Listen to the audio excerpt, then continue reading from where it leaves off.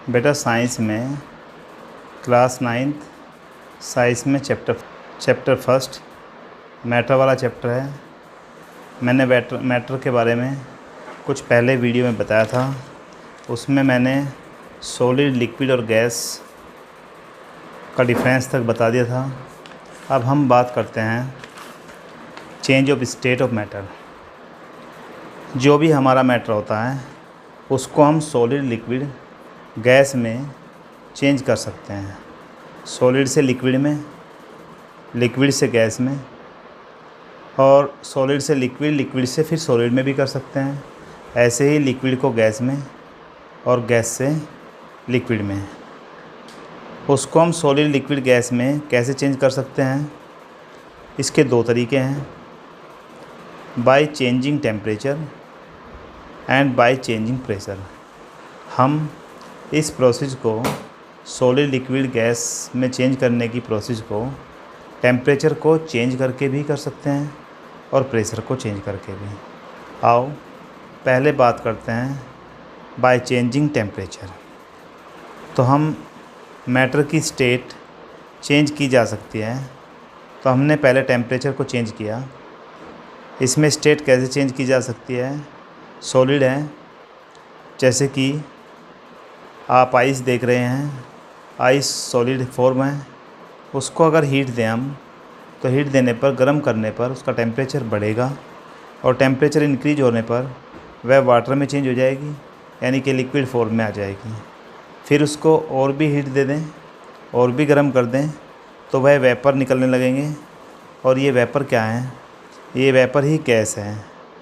ऐसे ही हम गैस को कूल कर दें, ठंडा कर दें, तो गैस के पार्टिकल दूर दूर थे, ठंडा करने पर पार्टिकल पास पास आ जाएंगे और वह लिक्विड फॉर्म में चेंज हो जाएगी।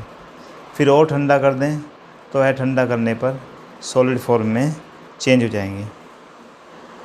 अब हम बात करें चेंजिंग प्रेशर।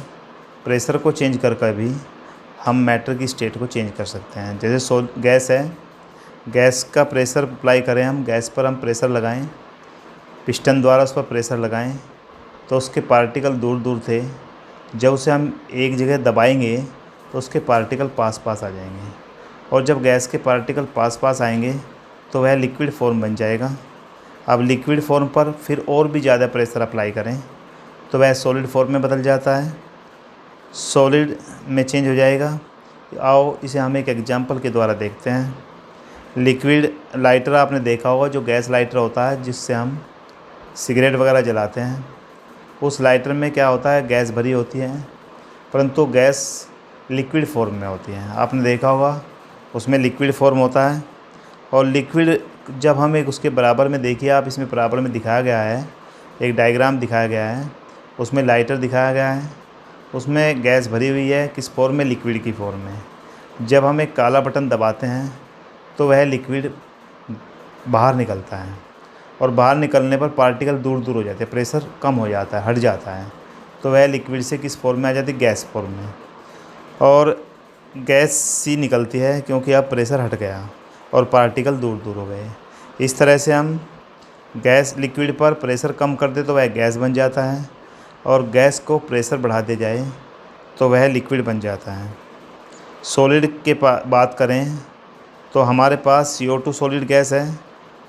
यदि इसका प्रेशर कम कर दिया जाए तो यह direct solid CO2 gas pressure कम करने पर लिक्विड में नहीं बदलती, सीधी गैस में बदल जाती है। यह कभी लिक्विड नहीं बनती। अब हम इस चेंजिंग प्रेशर और चेंजिंग टेम्परेचर से मैटर की स्टेट को चेंज करना डिटेल में पढ़ते हैं। अब एक एक चीज़ को हम डिटेल में लेंगे। पहला हम लेते हैं bye changing temperature. Bye changing temperature में आता है, बहुत वेरी इंपॉर्टेंट पॉइंट है, क्या आता है? Melting point. अब हम सबसे पहले बात करें मेल्टिंग पॉइंट क्या होता है। The temperature at which solid melt to form liquid. जिस टेम्परेचर पर कोई सॉलिड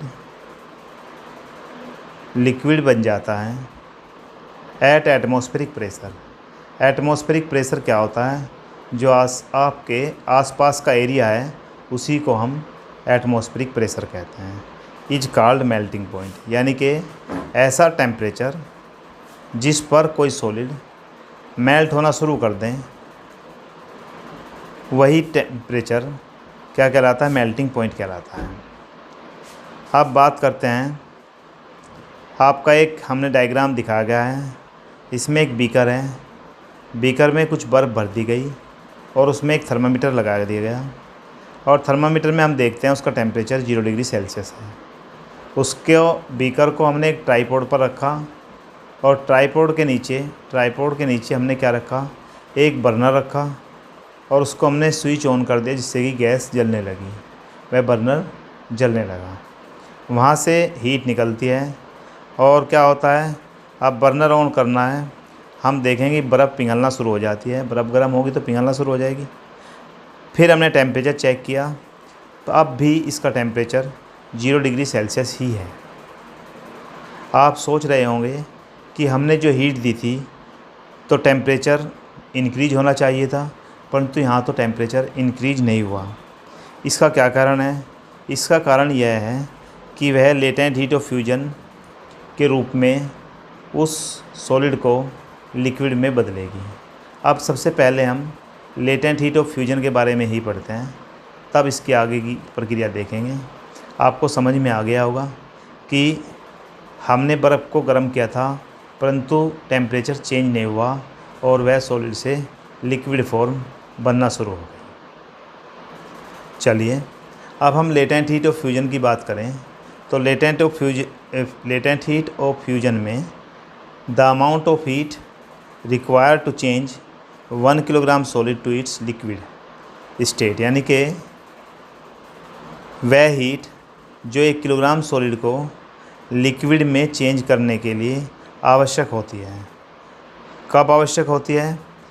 यानी कि उसका टेम्परेचर चेंज किए बिना सॉलिड स्टेट से लिक्विड स्टेट में बदल दे, तो वही क्या कहलाती है?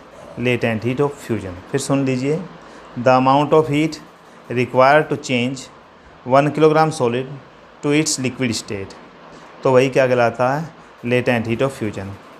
यहाँ पर हम बात करें, जो हमने आइस को हीट दी थी, वह आइस ने हीट का क्या किया?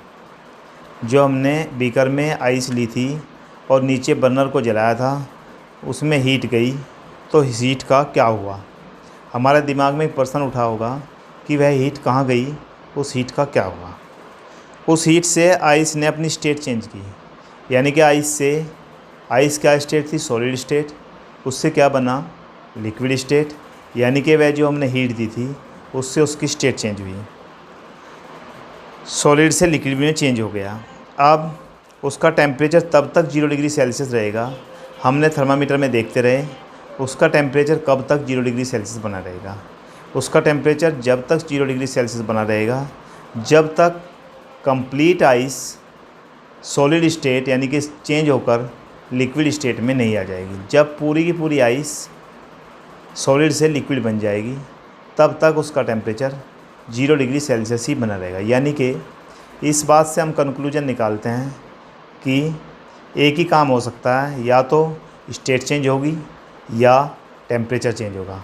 और जब स्टेट चेंज होती है तब जो हीट ली जाती है उस हीट को लेटेंट हीट कहते हैं, और यदि सॉलिड से लिक्विड फॉर्म आती है तो वह लेटेंट हीट ऑफ फ्यूजन कहलाता है। यानी कि लेटेंट हीट ऑफ फ्यूजन को अगर हिंदी में बात करें तो इसे हिडन हीट यानी गुप्त ऊष्मा भी कहते हैं, इसको छिपी हुई ऊष्मा भी कहते हैं। यानी कि जो टेम्परेचर को चेंज नहीं करती, केवल स्टेट को चेंज करती है। चलिए अब हम चेंजिंग टेम्परेचर का सेकंड पार्ट लेते हैं। अभी तक तो हमने क्या किया था? सॉलिड को लिक्विड स्टेट में बदला था, परंतु अब हमारी बारी आती है लिक्विड स्टेट से गैसेस स्टेट में जाने के लिए, तो वो भी हम टेम्परेचर चेंज करके ही कर सकते हैं। अब बात करते हैं बॉइलिंग पॉइंट की। वहाँ पर हमने मेल्टिंग पॉइंट की बात की, अब बात करेंगे हम बॉइलिंग पॉइंट की। The temperature at which a liquid boil to form vapour at atmospheric point called boiling point. समझ लीजिए, ऐसा टेम्परेचर जिसमें लिक्विड बॉयल होकर गैस की फॉर्म में चेंज हो जाए या गैस की फॉर्म में चेंज होने लगे, और नॉर्मल वातावरण के प्रेशर पर। जहाँ हम बैठे हैं हमारे आसपास का प्रेशर नॉर्मल प्रेशर होता है, उसे हम एटमॉस्फेरिक प्रेशर कहते हैं। फिर एक बात सुन लीजिए, बॉइलिंग पॉइंट क्या होता है? ऐसा temperature at which a liquid boil, जिस पर एक लिक्विड बॉयल होने लगा और टू फॉर्म वेपर, और वह वेपर की फॉर्म यानी गैस की फॉर्म में बदलने लगा। किस पर? Eight atmospheric pressure is called boiling point. अब हम इसको एक एक्टिविटी के द्वारा समझाते हैं। एक्टिविटी में हमने एक बीकर लिया है, आपको पास इसके डायग्राम दिखेगा। एक बीकर में हमने एक स्केल लिया, उस पर लिखा हुआ है 200, 400, 600, 800, 1000। 100 डिग्री सेल्सियस भी लिखा जा सकता है। एक थर्मामीटर लगाया, उसमें हमने एक बीकर में पानी लिया और उस पर एक पानी को, उस बीकर को हमने ट्राईपॉड पर रखा और उसके नीचे एक बीकर रखा। अब बीकर को ऑन कर दिया, हमने क्या रखा, एक गैस का बर्नर रखा और बर्नर जलने लगा, ऑन कर दिया। अब हम देखते हैं क्या होता है। इसको आप अपने आप भी करके देख सकते हैं। पानी लेना है, उसमें बर्नर पर सेट करना है, उसमें एक थर्मामीटर लगाना है और धीरे धीरे हीट करें, उसे हम गर्म करना शुरू कर दें। इसे तब तक हीट करना है जब तक पानी बॉयल न होने लगे, जब तक यह पानी उबलने लगे। जब ये बॉयल होना शुरू हो जाएगा, पानी बॉयल होना शुरू होगा, तब टेम्परेचर 100 डिग्री सेल्सियस होगा। यानी कि आप देखेंगे जब तक पानी का टेम्परेचर कम रहेगा जब तक वह बॉयल नहीं होगा। जैसे ही वह बॉयल होना शुरू हो जाएगा तो टेम्परेचर 100 डिग्री सेल्सियस हो जाएगा। तब इसमें से भाप निकलना शुरू हो जाएगी, यानी कि वेपर्स निकलना शुरू हो जाएगा। फिर भी हम बर्नर को बंद नहीं करते और उसको और हीट देना शुरू कर देते हैं, और भी हीट देते हैं। कुछ देर बाद हम देखेंगे कि हम लगातार हीट दे रहे हैं, फिर भी टेम्परेचर चेंज नहीं हो रहा है। इसका कारण क्या है? लेटेंट हीट ऑफ वेपराइजेशन, यानी कि जो हमने हीट दी वो उसने हीट को वेपर में चेंज करने, यानी कि अपनी स्टेट को चेंज करने में यूज की और उसका टेम्परेचर नहीं बढ़ा।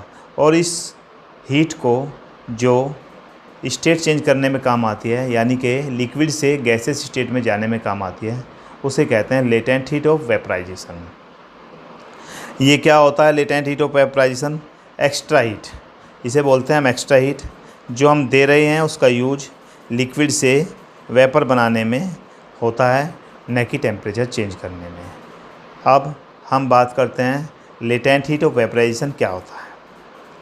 The amount of heat required to change 1 kilogram liquid to its gases state, यानी कि वह हीट जो 1 किलोग्राम लिक्विड को उसकी गैसेस स्टेट में बदलने में काम आती है, न कि टेम्परेचर चेंज करने में, वही क्या कहलाती है? Latent heat of vaporisation. अब हम आगे, अब बाय चेंजिंग टेम्परेचर का ही थर्ड पार्ट है सब्लिमेशन। पहला पार्ट आया, दूसरा पार्ट आया। पहले पार्ट में आपको मैंने बताया मेल्टिंग पॉइंट, यानी कि बाय चेंजिंग टेम्परेचर। दूसरे में बताया बॉइलिंग पॉइंट। अब थर्ड पार्ट में हम बता रहे हैं सब्लिमेशन। आप ध्यान से समझिए सब्लिमेशन क्या होता है।